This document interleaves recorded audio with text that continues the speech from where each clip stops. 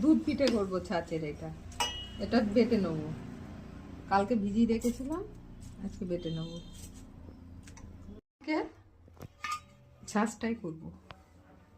কাটা হয়ে গেছে, একটি ইনো দেবো, অরেঞ্জ কালারের ইনো, লবণ দিলাম একটু, দিয়ে ব্যাটারটা করে ঢেকে রাখবো। এটা আধ ঘন্টা মতো রেখে দেবো ফাটিয়ে। এটা পাতলা করতে হবে, এবারে আধ ঘন্টা ঢেকে রাখবো। এটা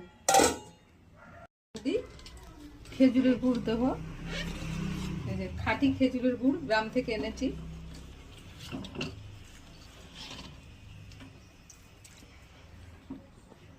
অরিজিনাল গুড়, এটা গ্রাম থেকে আনিয়েছি।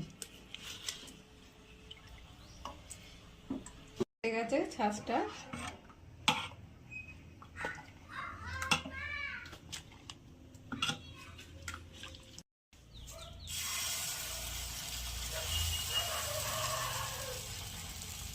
দেবো। এবার একটু ফুটিয়ে নেবো।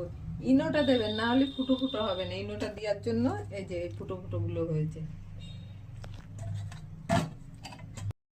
এই পিঠের ছাঁচে ফুটো ফুটো হয় না। দিয়ে নিলাম, এবারে রেখে দেবো ঢাকা দিয়ে, নরম হয়ে যাবে। নরম হয়েই গেছে, আরো হয়ে যাবে ছাঁচের পিঠে।